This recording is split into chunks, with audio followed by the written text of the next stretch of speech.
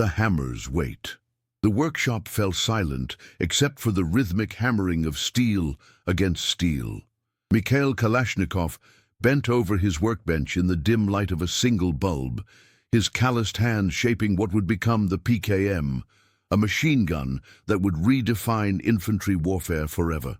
It was 1961, and the Soviet Union desperately needed a weapon that could match the evolving demands of modern battlefields. But nobody believed that a tank mechanic who had never finished formal engineering school could simplify what generations of weapons designers had overcomplicated. The scent of machine oil hung heavy in the frigid Siberian air as Mikhail adjusted his grip on the crude prototype. His breath formed small clouds in the unheated workshop, each exhale marking another moment of obsessive contemplation. Through the frost-covered window, the endless expanse of snow-covered steppes stretched toward the horizon. The same terrain where Soviet infantry might soon face enemies equipped with increasingly sophisticated weapons. "You're wasting your time again, Mikhail Timofeyevich." The voice belonged to Viktor Petrov, a university-trained engineer from the prestigious Moscow Institute of Technology. Viktor stood in the doorway, his pressed uniform and polished boots a stark contrast to Mikhail's oil-stained work clothes. "The committee won't even look at designs from mechanics anymore," Viktor continued, stepping into the workshop. "They want real engineering, not farm equipment repairs." Mikhail didn't look up from his work. The feeding mechanism demanded his full attention. Too many moving parts, too complex for a conscript to maintain in Arctic conditions or jungle humidity. While other designers added components to increase performance, Kalashnikov had begun removing everything non-essential. "The soldiers need tools, not monuments to engineering sophistication," Mikhail replied quietly. Viktor laughed, but there was no warmth in it. "The Cold War has shifted everything. Our forces face NATO weapons that require precision manufacturing. You can't simplify your way to modern warfare." The comment struck deep. Mikhail had carried heavy equipment through mud, snow, and sand during his tank service. He knew the exhaustion of operating complex machinery under stress, the terror of weapons jamming during firefights, the frustration of maintaining delicate mechanisms with limited tools and training. When a German tank shell had wounded him during the Battle of Bryansk in 1941, his months of recovery had become a period of obsessive contemplation about weapons design. "Look at this mechanism," Mikhail said, gesturing to his prototype. "Fewer moving parts, wider tolerances, components that function despite dirt, moisture, or imperfect maintenance." Viktor approached the workbench, his expression skeptical. The PKM that lay before them weighed significantly less than comparable weapons while maintaining the firepower demanded by modern doctrine. The feeding mechanism had been redesigned to handle ammunition reliably, even when operated by soldiers wearing heavy gloves or suffering from combat stress. "It's too simple," Viktor declared after examining the weapon. "The military establishment understands that firepower requires complexity. Senior officers, educated in prestigious academies, know that only intricate mechanisms can deliver the devastating fire rates demanded by modern warfare." Mikhail finally looked up, his eyes reflecting the dim workshop light. Born into poverty in a Siberian village, he had learned that survival depended on making simple solutions work under impossible conditions. His childhood had been shaped by mechanical necessity, repairing farm equipment with improvised tools, creating functional devices from scrap metal, understanding that elegance lay not in complexity, but in reliability. "They view machine guns as sophisticated instruments, requiring specialized teams," Mikhail said. "But what if ordinary conscripts could master them in weeks rather than months?" The question hung in the cold air between them. Outside, the wind howled across the steppes, carrying with it the distant sound of military exercises. Soviet forces were still burdened by heavy, complex machine guns inherited from World War II. The PK series predecessors were effective but demanded extensive training, frequent maintenance, and multiple crew members. On the frozen steppes of potential European battlefields or the humid jungles of proxy wars, soldiers needed something different. Something reliable, lightweight enough for rapid deployment, yet powerful enough to suppress enemy positions decisively. Victor shook his head and turned toward the door. The committee meets next week. They'll dismiss this as amateur engineering, arguing that reducing complexity necessarily means sacrificing reliability. Mark my words. After Victor left, Mikhail returned to his hammering. Each strike of steel against steel echoed through the workshop like a heartbeat, steady and determined. He had spent countless nights in this place, adjusting tolerances, redesigning springs, testing each component under extreme conditions. His breakthrough moment had come when he realized that conventional wisdom about precision was actually counterproductive for battlefield conditions. Instead of manufacturing components to impossibly tight standards, he engineered systems that performed optimally within broader parameters. The first prototypes had failed spectacularly. During initial trials, the simplified firing mechanism proved too crude for consistent performance. Military testers dismissed Kalashnikov's approach as amateur engineering. Senior weapons committee members questioned whether a mechanic without formal training could understand the sophisticated requirements of modern warfare. But Mikhail persisted with an almost mystical faith in simplicity. He knew something that the university-trained engineers didn't, that in combat, elegance meant reliability, not complexity. A weapon that could be stripped, cleaned, and reassembled by average soldiers in minutes rather than hours would fundamentally change infantry tactics. As midnight approached, Mikhail set down his hammer and studied the latest iteration of his design.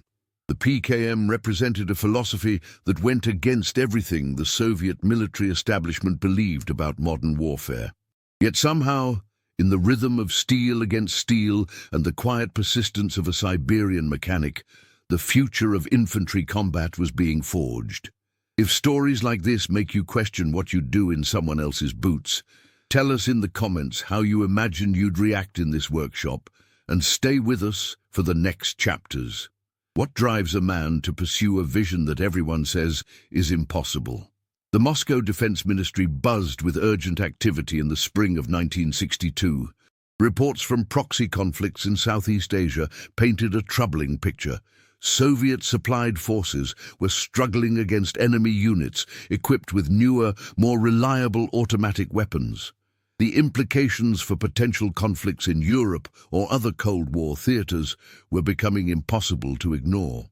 Colonel Ivan Druzhinin studied the field reports spread across his desk in the ministry's Weapons Evaluation Department. The documents told a consistent story.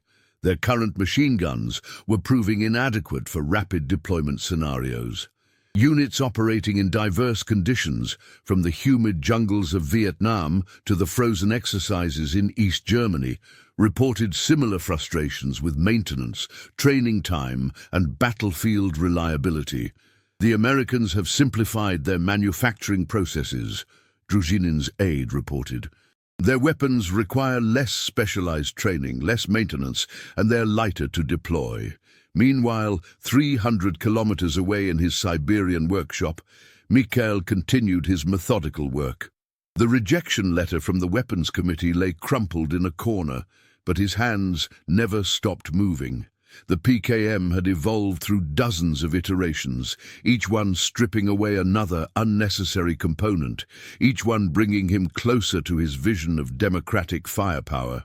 His neighbor, Anna Volkov, brought him tea most evenings. A widow whose husband had fallen at Stalingrad, she understood the weight of war in ways that transcended politics or engineering theories. "My Sergei used to write about the weapons," she said one cold evening, setting down the glass of tea. "Always jamming, always too heavy, always needing repairs they couldn't make in the field." Mikhail paused in his work, steam rising from the tea in the frigid workshop. What would he have wanted in a weapon? "Something that worked," Anna replied simply. "Something that didn't fail when everything else was falling apart." The conversation reminded Mikhail of his own military service before the tank shell at Bryansk changed his life's direction. Unlike the university-trained engineers who dominated Soviet weapons development, he approached design from the perspective of the common soldier. The PKM emerged from this philosophy, components that could function despite dirt, moisture, or imperfect maintenance, operated by soldiers wearing heavy gloves or suffering from combat stress. In Moscow, the pressure mounted. Intelligence reports suggested that NATO forces were developing new tactical doctrines based on their weapons' reliability and ease of deployment. The Soviet military establishment remained convinced that firepower required complexity, but reality was beginning to challenge that assumption. Colonel Druzhinin made an unusual decision. Rather than relying solely on the prestigious engineering institutes, he ordered a comprehensive review of all pending weapons proposals, including those from non-traditional sources. The bureaucratic machinery resisted. Senior officers questioned whether mechanics without formal training could understand the sophisticated requirements of modern warfare. "Sir, one of the proposals comes from a tank mechanic in Siberia," his aide reported with barely concealed skepticism.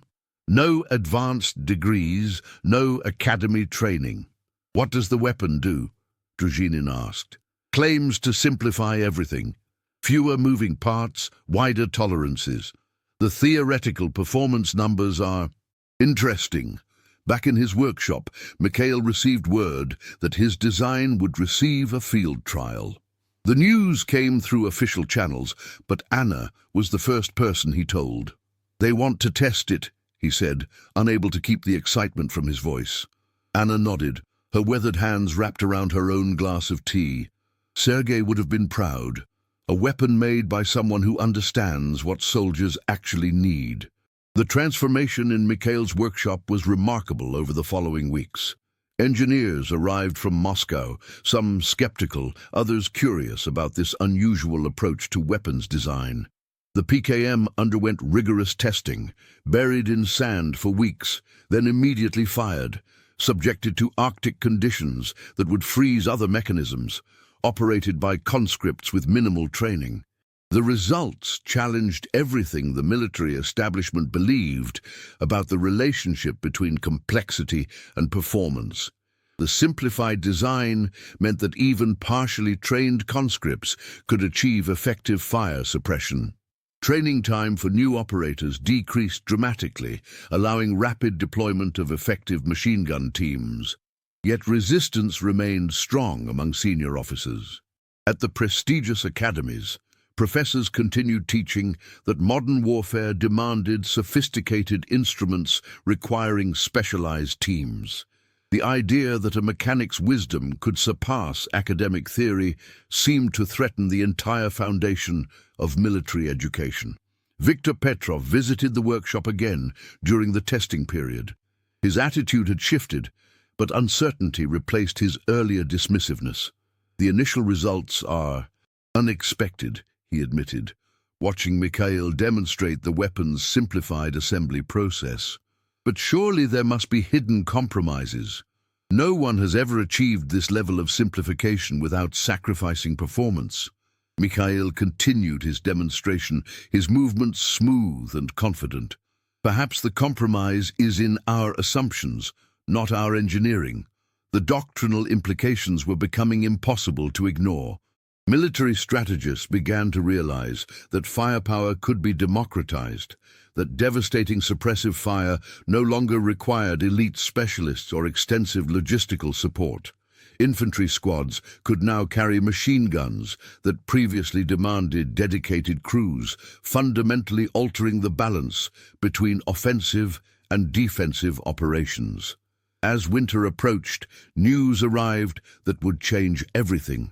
The weapon had passed its field trials with unprecedented success. Weapons that had been buried in sand for weeks functioned immediately upon recovery. Units operating in Arctic conditions found that the PKM performed consistently even when other equipment failed. But for Mikhail, standing in his workshop as snow began to fall outside, the triumph felt incomplete. He understood that he was creating something that would spread far beyond Soviet forces, something that would shape conflicts he could barely imagine. What happens when the solution you create exceeds every expectation you dared to have?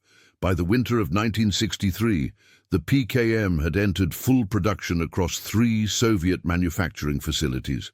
The transformation from workshop prototype to mass production weapon happened with a speed that surprised even its supporters. Colonel Druzhinin found himself overseeing the largest retooling of Soviet infantry equipment since World War II. In the Tula arms plant, production line supervisor Dmitry Kozlov watched the manufacturing process with something approaching disbelief. Unlike previous weapons that required precision tooling and specialized assembly techniques, the PKM's simplified design allowed for broader manufacturing tolerances. Workers who had struggled with the complex mechanisms of earlier machine guns now assembled weapons with remarkable efficiency. "The Americans won't believe the production numbers," Kozlov remarked to his shift supervisor. "We're manufacturing these faster than they can produce their complicated alternatives." The weapons rolled off the production lines and into Soviet armories, but their destination extended far beyond the Iron Curtain. Military advisors carrying PKMs accompanied Soviet allies in conflicts across the globe. From the jungles of Southeast Asia to the deserts of Africa, the simplified design proved its worth in conditions that would have challenged more complex weapons. Mikhail received regular reports about the weapon's performance, but the news filled him with growing unease rather than pride. In his workshop, now expanded and equipped with modern tools courtesy of the Defense Ministry, he continued refining the design while wrestling with unexpected consequences of his success. A letter arrived from his sister Katya in Leningrad, carrying news that highlighted the weapon's expanding influence. "Mikhail, the newspapers speak of our country's new technological triumph, though they don't mention you by name. But Fyodor's son Boris writes from Vietnam that the weapons you designed have changed everything. He says, American forces now face the same reliable firepower they once enjoyed exclusively. I pray this brings the war to a quicker end, but Boris's letters suggest the conflict has only intensified." The moral complexity of his achievement kept Mikhail awake during long Siberian nights. The same simplicity that made the PKM invaluable to Soviet forces also made it accessible to irregular fighters, guerrilla movements, and eventually groups whose causes he neither understood nor endorsed. The democratic firepower he had envisioned was spreading to combatants he had never considered. Viktor Petrov visited the workshop again in early 1964. His previous skepticism replaced by something approaching awe, mixed with concern. "The intelligence reports are remarkable," Victor said, examining the latest iteration of the weapon, "but also troubling. Your design is being copied, modified, and produced in countries we never intended to supply." Mikhail looked up from his workbench where he was refining the feeding mechanism for extreme weather conditions. "I designed it for Soviet soldiers to protect them through reliable firepower. And now?" Victor's question carried weight beyond its simple words. "Now it protects and threatens in ways I never imagined." The conversation reflected a broader concern within Soviet military circles. Intelligence reports showed the PKM's descendants appearing in conflicts across 3 continents. Its mechanical simplicity became both a blessing and a curse, enabling legitimate defense while also empowering those who would use violence for purposes that extended far beyond original Soviet intentions. In Moscow, Colonel Druzhinin faced questions from senior command about the weapons proliferation. The Defense Ministry had achieved a remarkable tactical advantage, but controlling that advantage was proving impossible.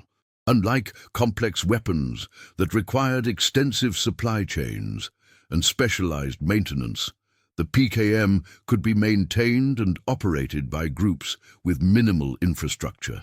"The doctrinal implications are revolutionary," Druzhinin reported to the Weapons Committee. Infantry squads can now deploy machine gun teams that previously required specialized crews. But this democratization extends beyond our control. The committee members, many of whom had initially opposed the weapons development, now grappled with success that exceeded their most optimistic projections.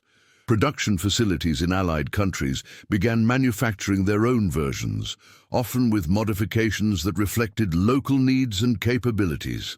Anna Volkov continued her evening visits to the workshop, bringing tea and conversations that helped Mikhail process the weight of his achievement. One snowy evening in late 1964, she found him staring at a letter from the Defense Ministry detailing the weapons' global deployment. Sergei used to wonder if the weapons he carried would outlive the war, Anna said, settling into her usual chair. He never imagined they might outlive the century. I wanted to protect Soviet soldiers, Mikhail replied. I succeeded beyond my wildest ambitions, but the consequences cannot be unchanged, Anna finished. The question becomes what you do with the knowledge of those consequences. Letters arrived from soldiers in the field, many expressing gratitude for a weapon that functioned reliably in conditions that had defeated previous equipment. But other reports reached Mikhail through unofficial channels, weapons captured from Soviet allies being used against Soviet advisors, the technology spreading through networks that operated outside official military control. The transformation in global small arms manufacturing was becoming apparent by 1965. Other nations' weapons designers began pursuing simplified approaches, attempting to match the PKM's combination of reliability and ease of production. The arms industry's emphasis on complex precision engineering gave way to new philosophies that prioritized battlefield functionality over technological sophistication. Yet for Mikhail, each success report felt weighted with moral complexity. The designer who had sought to protect Soviet soldiers found himself responsible for a weapon that would shape warfare for generations. The PKM's descendants were appearing on battlefields from Vietnam to Afghanistan, from African civil wars to Middle Eastern insurgencies. Do you think you'd cling to what you were taught back home, or to what your own eyes see in a place like this? Comment which side you'd lean toward, and share this episode with someone who loves real human stories from history. Standing in his workshop as another Siberian winter deepened around him, Mikhail understood that his achievement had become something larger and more complex than protection for Soviet soldiers. The hammer strikes that had once shaped steel now echoed through conflicts across the globe, carrying consequences he was only beginning to comprehend. How do you measure success when its reach extends far beyond your intentions? The summer of 1967 brought disturbing news to Mikhail's expanded workshop. Intelligence reports filtered through Defense Ministry channels spoke of PKM variants appearing in conflicts where Soviet interests were directly threatened. The weapon he had designed to protect Soviet soldiers was being used against them by proxy forces supplied with captured or modified versions of his creation. Major General Alexei Volkov, Anna's nephew and a career military officer, visited the workshop on official business that carried personal weight. He found Mikhail hunched over a new prototype, this one designed for even more extreme conditions, following reports from Arctic exercises. "Uncle Mikhail," General Volkov said, using the honorary title that reflected his respect for the designer, "we need to discuss the weapon's evolution beyond our control." Mikhail set down his tools and turned to face the general. The years of success had aged him, lines of concentration and concern marking his weathered face. "What have you seen in the field?" "Vietnam, primarily. Our advisors report that American forces have captured significant numbers of PKMs. Their intelligence services are conducting detailed analysis, attempting to understand our manufacturing techniques and design philosophy." The conversation that followed revealed the full scope of the weapon's global proliferation. Manufacturing facilities in China had begun producing their own versions, with modifications that reflected different tactical doctrines. Eastern European allies had developed variants optimized for their specific geographical and strategic needs. Most troubling, the simplified design had enabled small-scale production in facilities that lacked the sophisticated infrastructure required for more complex weapons. The Americans are calling it the most significant advancement in small arms design since automatic fire itself, General Volkov reported, but they're also expressing concern about its implications for global conflict patterns. Mikhail walked to the workshop window, gazing out at the Siberian landscape where snow lingered even in summer. I believed simplicity would serve justice, that reliable weapons in the hands of Soviet forces would protect the revolution and deter aggression. And they have, General Volkov replied, but justice, as you call it, has proven more complex than any of us anticipated. Intelligence reports painted a picture of tactical evolution driven by the PKM's capabilities. Military strategists across multiple nations were rethinking fundamental assumptions about infantry deployment, logistics requirements, and training protocols. The democratization of firepower that Mikhail had envisioned was reshaping warfare itself, creating new possibilities for both state and non-state actors. Dr. Elena Suvorov, a weapons analyst from Moscow University, arrived at the workshop in late 1967 to conduct what she termed a comprehensive assessment of design impact. Her academic background provided a perspective that differed markedly from the military viewpoint that had dominated previous evaluations. "Professor Kalashnikov," she said, using the honorary title recently bestowed upon him despite his lack of formal education, "your achievement extends beyond weapons technology. You've demonstrated that innovation can emerge from practical experience rather than theoretical training." The observation struck deep. Mikhail had spent his entire career feeling like an outsider among university-trained engineers, defending his empirical approach against academic skepticism. Now his methods were being studied in military academies worldwide, challenging established doctrines about the relationship between formal education and technological innovation. "The irony is profound," Dr. Suvorov continued. "The weapon designed by a mechanic is forcing military intellectuals to reconsider their most fundamental assumptions about modern warfare. But recognition brought little comfort when weighed against growing concerns about unintended consequences. Reports from Africa described conflicts where multiple factions carried PKM variants, the weapon's reliability enabling prolonged conflicts that might have ended sooner with less dependable equipment. The moral mathematics of warfare had become impossibly complex. Anna Volkov's evening visits took on new significance as external pressures mounted. Her simple presence and practical wisdom provided anchor points in conversations that ranged across global politics and personal responsibility. "Sergei used to say that a soldier's duty was clear until the shooting started," she remarked one evening. "Then everything became complicated." "Did he ever regret his service?" Mikhail asked. "He regretted many things, but not the protection he provided to others, even when that protection was misused by those he served." The parallel was obvious but not comforting. Mikhail had succeeded in his original goal, creating a weapon that protected Soviet soldiers through reliable firepower. Yet he had also witnessed the unintended consequences of making lethal efficiency accessible to anyone with basic mechanical knowledge. Manufacturing reports from 1968 revealed the full scale of global production. The PKM's influence had spawned an entire generation of simplified automatic weapons, manufactured in facilities from Eastern Europe to Southeast Asia. The original Soviet advantage had evolved into a new paradigm that affected all participants in Cold War conflicts. Viktor Petrov's final visit to the workshop came in the autumn of 1968.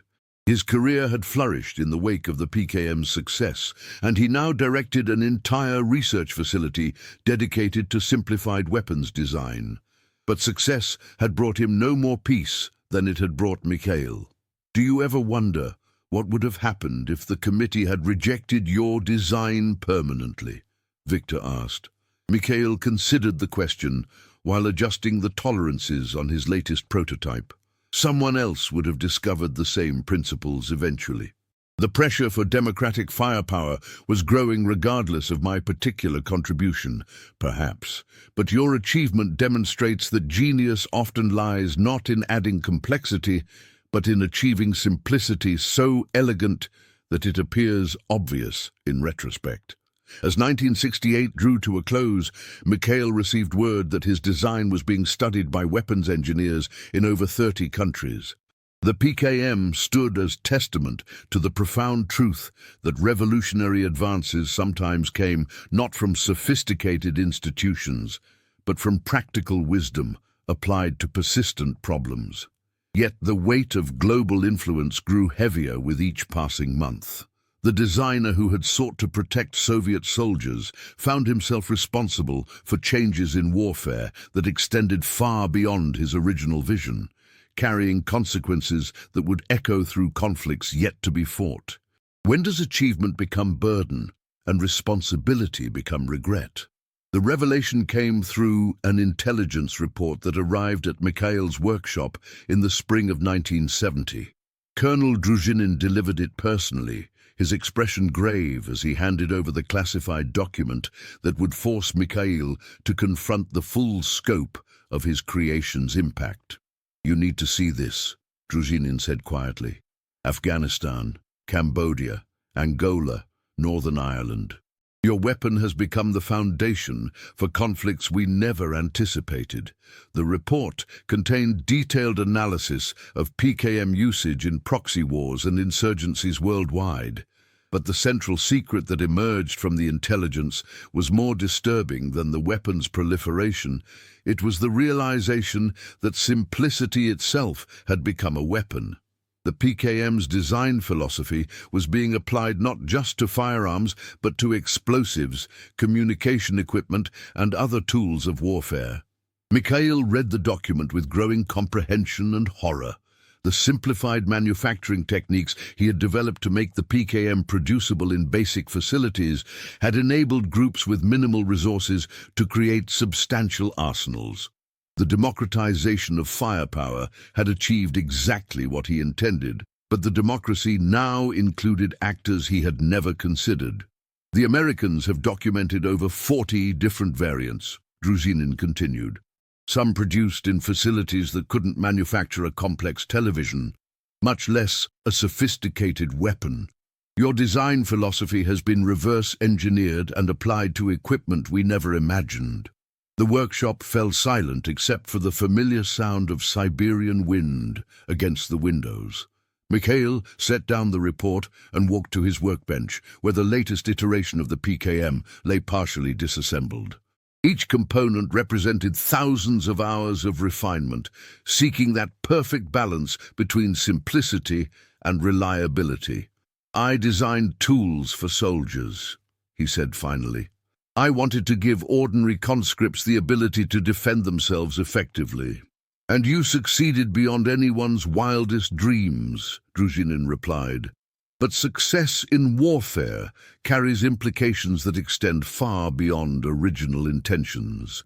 The central realization was that the PKM had become more than a weapon. It had become a philosophy made manifest. The principle that elegance lay not in complexity, but in reliability, had proven applicable to contexts Mikhail had never considered. Insurgent groups, liberation movements, terrorist organizations, and state actors all benefited from the same design approach that had revolutionized Soviet infantry tactics. Dr. Elena Suvorov returned to the workshop that summer with a research team studying what they termed technological cascade effects. Their mission was to document how single innovations could reshape entire industries and conflict patterns. "Professor Kalashnikov," she said, "your achievement represents something unprecedented. You've demonstrated that profound technological change can emerge from practical necessity rather than theoretical advance. But the implications extend far beyond weapons technology. Her team had documented the PKM's influence on manufacturing processes across multiple industries. The simplified production techniques developed for the weapon had been adapted for everything from agricultural equipment to communication devices. The pursuit of reliability over complexity had become a new paradigm in Soviet industrial design.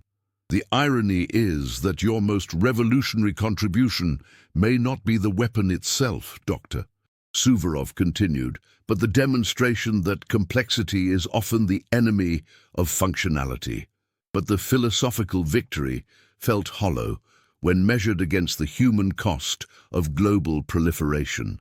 Reports from around the world described conflicts prolonged by the availability of reliable, maintainable weapons. The PKM's descendants enabled groups to sustain military operations that would have been impossible with more complex equipment requiring extensive logistical support. Anna Volkov's evening visits provided the only respite from mounting moral pressure.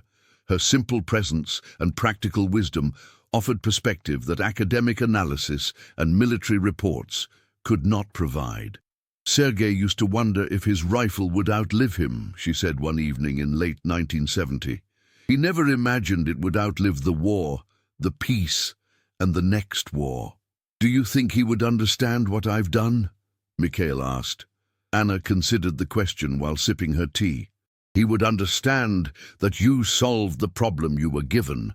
Whether he would approve of the consequences, that's a different question. The conversation that followed revealed the heart of Mikhail's moral crisis. He had succeeded beyond his wildest ambitions in creating a weapon that served its intended purpose, protecting soldiers through reliable firepower. Yet he had also witnessed the unintended consequences of making lethal efficiency accessible to anyone with basic mechanical knowledge. Intelligence reports from 1971 confirmed the global transformation that his design had catalyzed. The PKM and its variants had appeared in conflicts across 6 continents, carried by forces whose causes ranged from liberation to oppression, from resistance to aggression. The moral neutrality of technology had proven to be an illusion when that technology was so fundamentally accessible. Viktor Petrov's correspondence from Moscow revealed the full scope of institutional change triggered by the PKM's success. Military academies worldwide were revising their curricula to emphasize practical engineering over theoretical sophistication. The weapons industry had begun pursuing simplified approaches that prioritized battlefield functionality over technological complexity. Your achievement has forced a fundamental reconsideration of the relationship between complexity and capability, Victor wrote. But it has also made warfare more accessible to groups that lack traditional military infrastructure. The final revelation came through a personal letter from a Soviet advisor in Vietnam. The soldier, whose name was classified but whose words carried the weight of direct experience, described encountering his own country's weapons in enemy hands. Professor, I write to tell you that your weapons saved my life last month when our PKM continued firing despite conditions that disabled other equipment. But I also write to tell you that the same weapon nearly killed me the day before, carried by forces using a captured variant against Soviet advisors. Your creation protects and threatens with equal reliability. Standing in his workshop as autumn 1971 approached, Mikhail understood that his life's work had achieved something unprecedented, the creation of a tool so effective and so accessible that it had fundamentally altered the global balance of power. The PKM stood as testament to the profound truth that genius often lay not in adding complexity, but in achieving simplicity so elegant that it appeared obvious in retrospect. But the weight of unintended consequences had grown heavier with each passing year. The designer who had sought to protect Soviet soldiers found himself responsible for a weapon that would shape warfare for generations, carried by combatants whose causes he neither understood nor endorsed. If intention matters less than outcome, how do we measure the value of our achievements?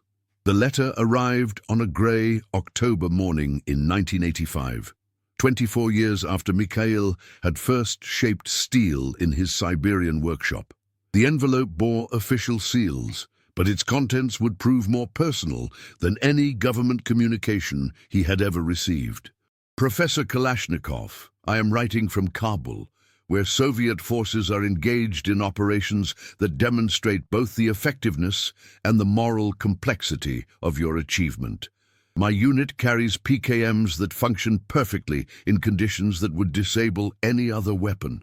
But we also face adversaries equipped with variants of your design, manufactured in facilities you never imagined would exist. The letter came from Senior Lieutenant Pavel Volkov, Anna's grandnephew, whose deployment to Afghanistan had brought him into contact with the full global legacy of Mikhail's work.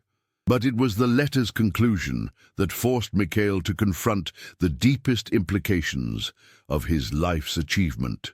Yesterday, while treating wounded soldiers in a field hospital, our medic discovered that enemy weapons captured in battle showed clear evidence of the same manufacturing techniques used in our factories. The enemy was carrying tools made possible by the same principles you developed to protect Soviet soldiers. I write not to blame, but to help you understand that your creation has become larger than any of us anticipated. Mikhail set down the letter and walked through his workshop, now a museum of technological evolution. Prototypes lined the walls, each one marking a step in the journey from simple idea to global phenomenon. The PKM had evolved through dozens of variants, manufactured in facilities across 6 continents, carried by forces whose political alignments defied easy categorization. Dr.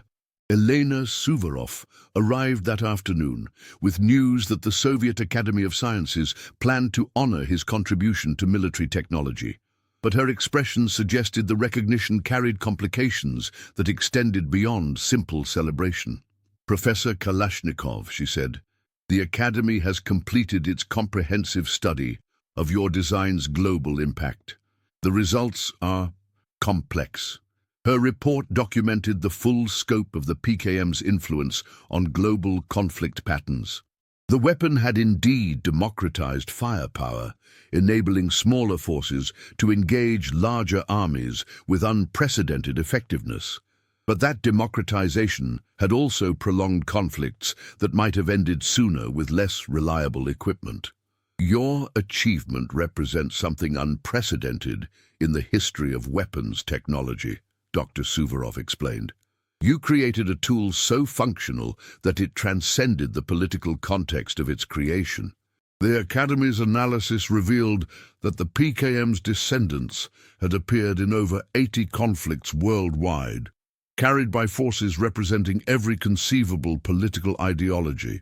The weapon's mechanical simplicity had become both a blessing and a curse, enabling legitimate defense while also empowering those who would use violence for purposes that ranged from liberation to oppression. But the final twist came from an unexpected source.